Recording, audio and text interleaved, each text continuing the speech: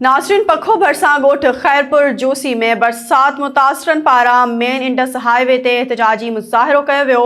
बरसात मुतासरन जो चवण हुयो त गुज़िरियल 5 ॾींहनि खां वठी असांजी कंहिं बि सार न लधी। MPA घनौर इसराण लड़ी बि न आयो।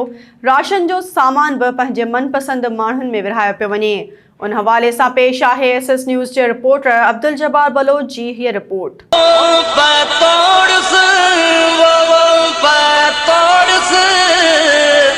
इन पानी अला हो नया कान कट्याणी बोली मुंजी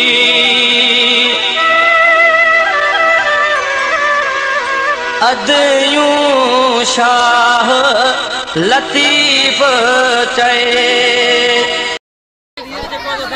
खैरपुर जिसे में जिते गवर्नमेंट जेका ना लिया उनके खिलाफ जो गरीब आवाम जो मुतालबो कयो है इन्हनि जो इहो ई चवण आहे त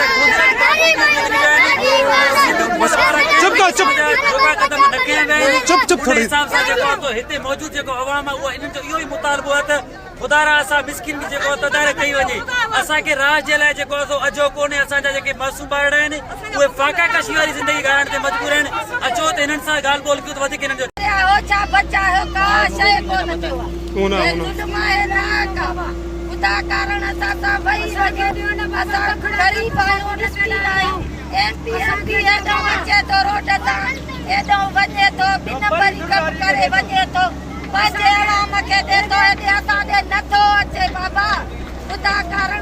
मदद कयो।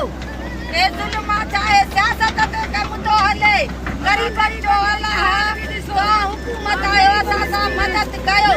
हे वोट जो असांजो MPA ना गवर्नर बेरी असां गद इन मल असांजो सार संभाली कोन्हे।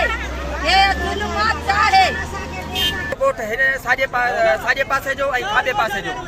असांजे खाॿे पासे जो सिम शाख आहे जेकी 3 जाइ तो टुटी आहे ऐं मथों जो बि पाणी हेठों जो बि पाणी आहे। सर हींअर असांजा सॼा घर टुटी भोरा थी विया आहिनि। फसल सभु ॿुॾी तबाह थी विया आहिनि। असांजा माल बुख ते बच्चा ॿार सभु बुख ते वेठा आहियूं। ना ई कंहिं राशन जो असांखां को पुछा करण आयो आहे, ना ई कंहिं को असांखां तदारुक करण जे लाइ आयो आहे। कुझु बचा थियो आहे, जानी माली नुक़सान थियो आहे या छा, हींअर ताईं कंहिं बि असांखां रिपोर्ट न वरिती आहे। ना ई DCO न मुख़्तियारकार न इरिगेशन जो को डिपार्टमेंट आयो आहे जेको हिते को ॾिसे थो। ना बचायो तसे असांजे लड़ी कोई न आयो। कार्रवाई वञो। असां चऊं था बिलावल भुट्टे खे सरदारी खे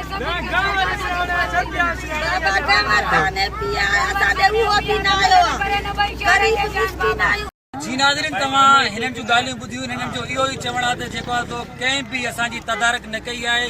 सिंध गवर्नमेंट तोड़े जेको हितां जा चूंडियल नुमाइंदा आहिनि, UCs अमलो तोड़ो MPA MNA आहिनि।